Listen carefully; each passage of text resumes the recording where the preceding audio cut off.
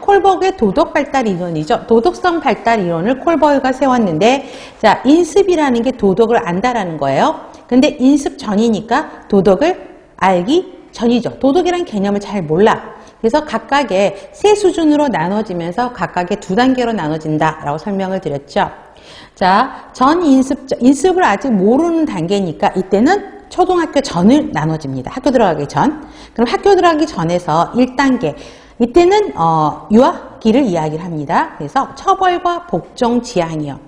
외부 보상, 처벌에 의해서 행동을 하게 되죠. 그래서 엄마한테 칭찬받기 위해서, 또 엄마가 혼내는 거 피하기 위해서, 엄마가 혼내는 행동은 도덕적으로 나쁜 행동이다라고 인식하는 거죠. 그걸 피하기 위해서 행동을 하는 거. 이게 처벌과 복종 지향 단계예요.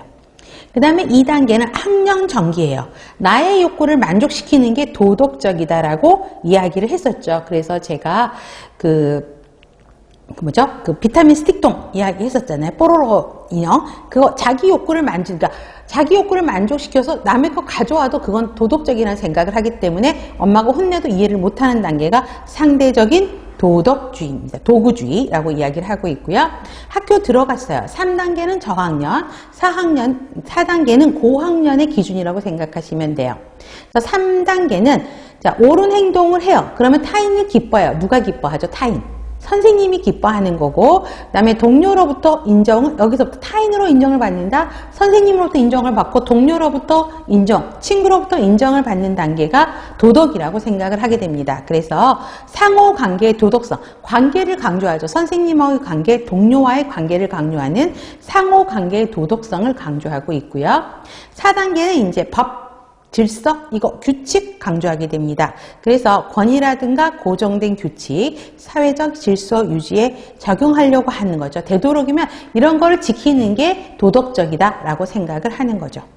자, 후인습은 인습을 초월하는 거예요. 그래서 5단계는 자, 개인 권리도 중요하면서 사회 전체가 인정하는 기준을 준수하는 게 도덕적이다라고 생각을 합니다. 그래서 5단계는 사회 계약 지향입니다.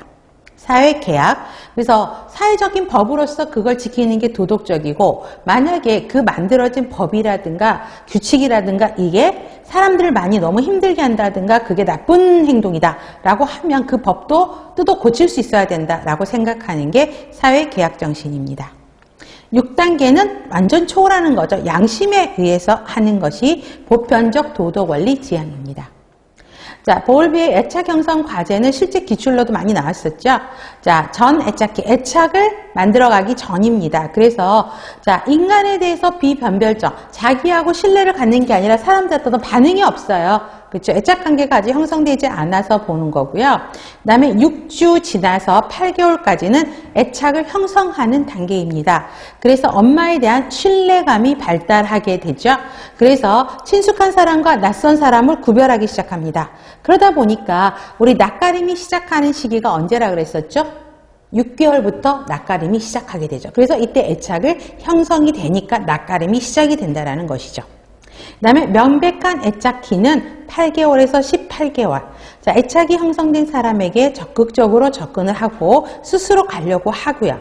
근데 12개월 경부터는 어때요? 분리불안들이 나타나게 되죠. 그 사람하고 떨어지면 불안 증세를 보이게 됩니다.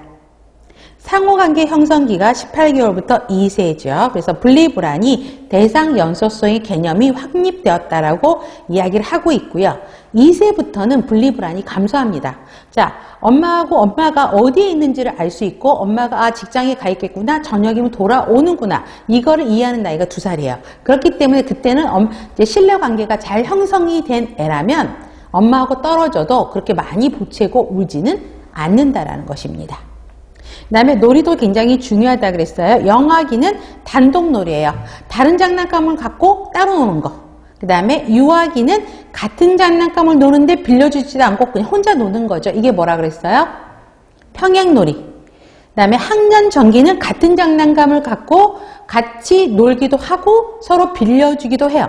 그렇지만 팀이 형성되거나 어떤 리더가 나온다거나 규칙이 있거나 그러지는 않는다 그랬죠. 그게 뭐예요? 연합놀이. 학교 들어가요. 학교 학교 들어가면 이제 동아리부터 만들어지게 되죠. 그래서 그 친구들과의 경쟁 활동, 스포츠 활동을 통해서 팀의 규칙이라든가 이런 거를 익혀가게 됩니다. 그래서 하는 게 협동놀이죠. 그래서 놀이는 항상 그 놀이의 명칭, 단독, 평행, 연합, 협동놀이 꼭 기억하시고 그다음에 그 특성도 기억을 하셔야 돼요. 같은 장난감, 다른 장난감, 같이 노냐, 어떤 그룹이 형성되냐, 규칙이 형성되느냐 이거를 구별하셔서 푸시면 되겠습니다.